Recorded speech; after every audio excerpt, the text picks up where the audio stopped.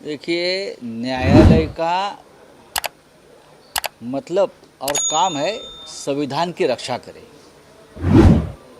संविधान को बचाए और संविधान की जो इच्छा है उस हिसाब से न्याय दे। लेकिन क्या ये हो रहा है सर्वोच्च न्यायालय में? न्याय देवता के हाथ से तलवार निकाल दिया और संविधान दिया, उससे क्या करने वाले आप लोग?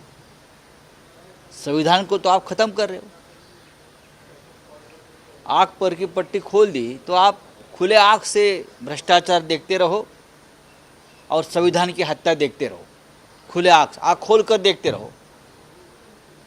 और उसका अनुभव हमने लिया है, हमारी पार्टी ने लिया है, शरद पवार साहब ने लिया है। एक संविधान के खिलाफ बनी हुई सरकार महाराष्ट्र में सर्वोच्च न्यायालय ने आग पर पट्टी बांधकर ये सरकार चलाई। 2 साल तक तारीख पे तारीख निर्णय नहीं दिया।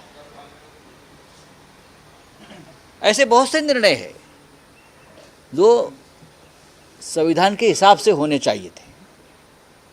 संविधान की हत्या तो यहाँ इस देश में दर दिन होती है।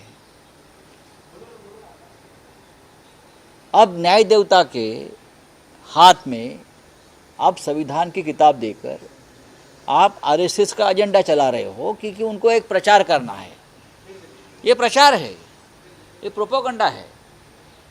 क्योंकि लोकसभा चुनाव में संविधान खतरे में क्या जो नारा गूंजा और घर घर तक गया, तो ये जो आप किसी ने निर्णय लिया है, ये बीजेपी का और आरएसएस का प्रचार करने की ये एक बहुत बड़ी कोशिश है।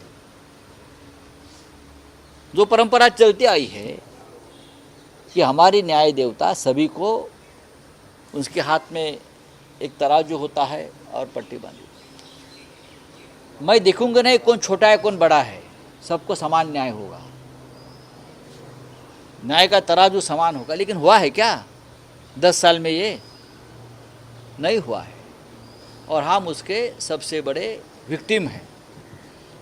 मैं आदरणीय सर न्यायाधीश जी, मैं लॉर्ड्स के ये पूछूंगा कि महाराष्ट्र की विधानसभा खत्म हो गई, भंग हो गई, लेकिन आपने 40 जो ऐसे विधायक है जिसने 10th शेड्यूल का भंग किया संविधान के, उसके ऊपर आप निर्णय नहीं ले सके तो कौन सा संविधान है?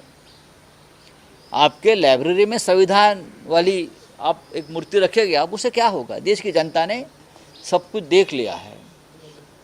आपने हमारी पार्टी किसकी है, शिवसेना और राष्ट्रवादी कांग्रेस, और चिन्ह किसका, उस बारे में निर्णय नहीं दिया है। क्योंकि संविधान जो है, संविधान कहता है और कानून ये कहता है कि अगर 40 लोगों का डिस्क्वालिफिकेशन होता है तो निर्णय अलग हो जाता। और आपने इस बारे में पहले स्ट्रिक्चर पास किए हैं कि ये गलत हुआ है महाराष्ट्र में। ऐसे बहुत से संविधान के खिलाफ जो काम हुए हैं हमारे न्याय क्षेत्र में, उसके बारे में हम बोल सकते हैं। तो ये जो आप संविधान मूर्ति के हाथ में आपने दिया है, आप संविधान बचाने का प्रोपेगेंडा कर रहे हैं, लेकिन इस देश में ऑलरेडी संविधान को ख़त्म कर दिया है। संविधान की हत्या दर दिन हो रही है। सर, मोदी के जो किंग मेकर है नायडू जी, उनको ईडी की तरफ से क्लीन चिट दी गई है, किस तरीके से देखते हो सर? हाँ, अभी संविधान आया है न्याय देवता के हाथ में, तो ऐसे निकाल तो देते रहेंगे। 372 करोड़ का घोटाला है, 372 करोड़ का, कुछ स्किल डेवलपमेंट डिपार्टमेंट का 372 करोड़ का घोटाला। लगभग 2 महीने तक नायडू जी जेल में रहे। उनकी 32 करोड़ की प्रॉपर्टी कुर्ग की जब्त की। लेकिन जब नायडू जी को 16-17 उनके एमपी चुन कर आए और मोदी जी को एक सपोर्ट दिया, तो अब नायडू जी को भी वॉशिंग मशीन में डालकर उनको क्लीन कर दिया है, क्लीन चिट दे दिया है। ये संविधान हमारा है, आज का संविधान है। हमारा संविधान नहीं है, ये उनका संविधान है, ये उनका कानून अलग है। अब ये और कोई होगा तो ईडी वाले, सीबीआई वाले पकड़ कर मोदी जी के पास लेके जाएंगे, मोदी जी मशीन में डाल देंगे। क्लीन होकर बाहर आ जाएंगे। देश देख रहा है। इस देश के जनता ने भी अपने आँख पर पट्टी नहीं बांधी है, वो तो पहले से खुला है। आपने अभी न्याय देवता की पट्टी खुली है आँख से। आपने न्याय देवता के हाथ से तलवार निकाल दी है, लेकिन ये तलवार जनता के हाथ में है अभी भी। हाँ बोलिए। हरियाणा में अभी चुनाव हुए थे, नतीजे आए थे, लेकिन अब एक याचिका जो है सुप्रीम कोर्ट में दायर की गई है, जिसके चलते जो 20 सीटें हैं अब उस पर दोबारा से चुनाव हो गए। ईवीएम में गड़बड़ी जो है, याचिका में लिखा गया कि ईवीएम में गड़बड़ी की वजह से अगर एविडेंस सामने आए हैं उस बारे में, बार बार सामने आते हैं, लोकसभा में भी हो गया, लेकिन सर्वोच्च न्यायालय ने क्या किया? जो आप संविधान के रक्षक बनकर सामने आए हैं, रिटायरमेंट के लगभग, अब रिटायरमेंट होने वाली है मुख्य न्यायाधीश साहब की, लेकिन ईवीएम के बारे में आपने निर्णय नहीं लिया। इस देश के करोड़ों जनता का ईवीएम के ऊपर विश्वास नहीं है। संविधान कहता है जो लोगों का बहुमत है आप उसके साथ न्याय करना चाहिए। अगर इस देश की जनता चाहती है कि ईवीएम पे वोट नहीं होना चाहिए, पूरे विश्व में ईवीएम निकाल दिया है, लेकिन हमारे सर्वोच्च न्यायालय ने ईवीएम को भी क्लीन चिट दी है। ये संविधान के खिलाफ है, मैं मानता हूँ। और हरियाणा में तो बहुत बड़ा गड़बड़ हो गई है। 0.6%। हरियाणा में डिफरेंस कितना है वोटों में आपको मालूम है ना? 0.6। कांग्रेस और बीजेपी में 0.6% का डिफरेंस है, और 0.6% में आपको 30 सीट का कैसा फ़ायदा हो सकता है? ये पूरा गणित कांग्रेस के दिग्गज लोगों ने जनता के सामने रखा है, और मुझे लगता है, मैंने भी जब देखा तो मुझे भी आश्चर्य हुआ, लेकिन मुझे नहीं लगता है कि न्यायालय में इस बारे में कोई निर्णय होगा या न्याय होगा, क्योंकि हमने देखा है महाराष्ट्र के बारे में कोई न्याय नहीं होता है। सर, महाविकास आघाड़ी की आज बैठक है। कांग्रेस ने कल दिल्ली में ये कहा कि लगभग 215 सीटों पर जो है चर्चा पूरी हो गई है। कुछ सीटों पर देखिए, लगभग आज की हमारी आखिरी बैठक हो सकती है। आज के बाद बैठक नहीं हो सकती शायद, क्योंकि आज हमको पूरा जो विषय है सीट से बंटवारे का वो ख़त्म करना पड़ेगा, क्योंकि चुनाव की घोषणा हुई। राहुल साहेब, मराठी बोला. प्रश्न आहे की न्यायदेवतेच्या मूर्तीच्या रचनेत बदल करण्यात येणार आहे अशी माहिती समोर येते. त्यात डोळ्यावरची जी पट्टी आणि हातातला तराजू, डोळ्यावरची पट्टी हे जे काय आता तराजूऐवजी संविधानाचं हातातून तलवार, न्यायदेवतेच्या हातातून तलवार काढली. आम्ही वर्षानुवर्ष ती पाहतो, हातात तलवार आहे. अन्याय करणाऱ्याचं मुंडकं उडवून टाकू,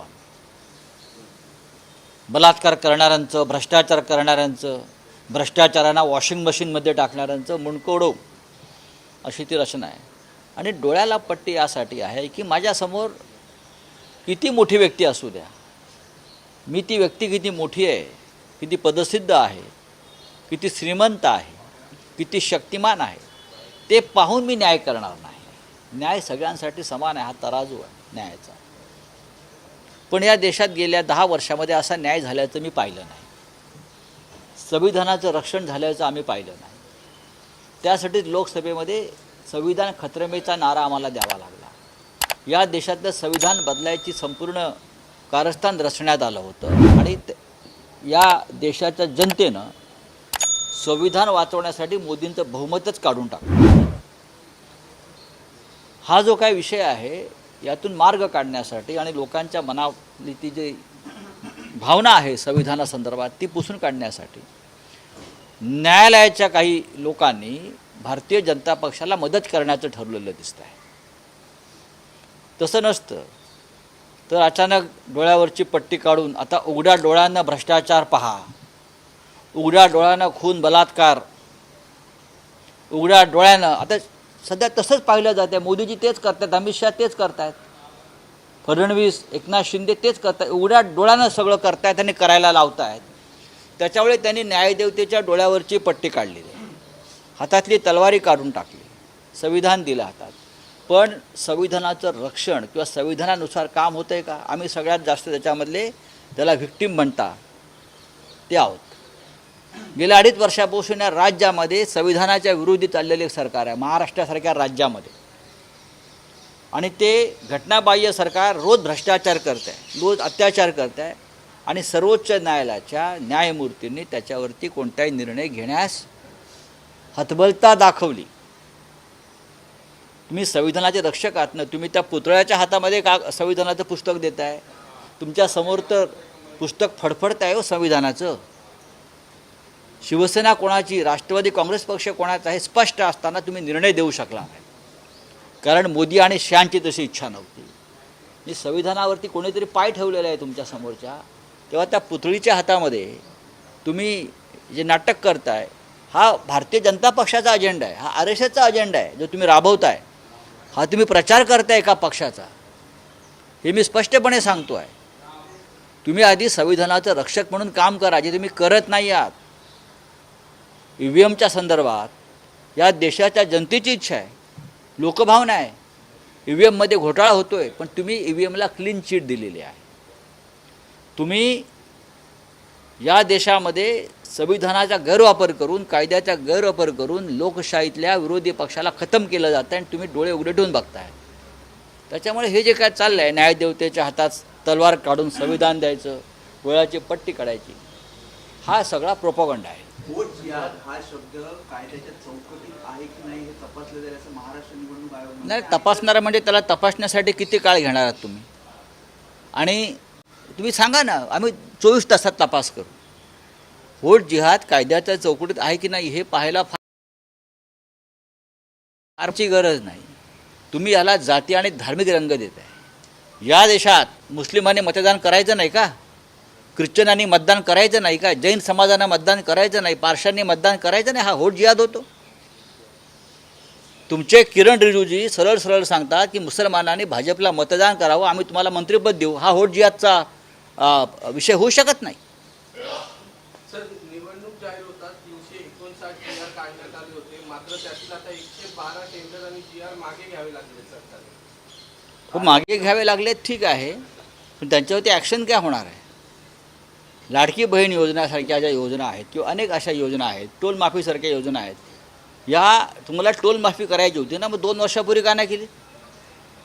निवडणुकीच्या आधी का केली? लाडकी बहीण योजना तुम्ही 2 वर्षापूर्वी आधी का नाही केली? निवडणुकीच्या आधीच का केली? म्हणजे हा सुद्धा एक प्रकार तुमचा वोट जिहादच आहे. राऊत साहेब, महाविकास आघाडीच्या जागा वाटपात अशी माहिती मिळते की महाराष्ट्रात काँग्रेस हा मोठा भाऊ असेल, तर मुंबईत शिवसेना UBT जास्त जागा लढवेल. नाही, मला त्याच्याविषयी आता काय बोलायचं नाही. आज आमची महत्त्वाची बैठक आहे, बहुतेक आज आम्ही शेवटची बैठक असेल. आज आम्हाला निर्णय घ्यावे लागतील. हे लहान भाऊ मोठा भाऊ जे प्रकरण आहे, हे आमच्या तिघांपैकी कोणाच्या डोक्यात नाही. भ्रष्ट सरकार जे महाराष्ट्रात चाललं आहे त्याचा पराभव करणं एकत्र येऊन हाच आमचा अजेंडा आहे. आणि त्यासाठी कोणाला 2 पावलं मागे यावं लागलं तरी आमची तयारी आहे. महाराष्ट्र सामान्याची जबाबदारी जयंत पाटलांकडे आहे, त्यांची दृष्टी देखील मोठी आहे, त्यामुळे येणाऱ्या काळात त्यांच्याकडे मोठी जबाबदारी शरद पवार देण्याची शक्यता होती. चांगली गोष्ट आहे. जयंत पवारांच्या मुख्यमंत्री पदाचे मला असं वाटत नाही.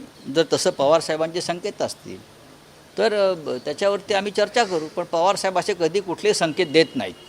मधल्या काळात त्यांनी रोहित पवार यांच्यावर सुद्धा मोठी जबाबदारी टाकण्याची घोषणा केली होती.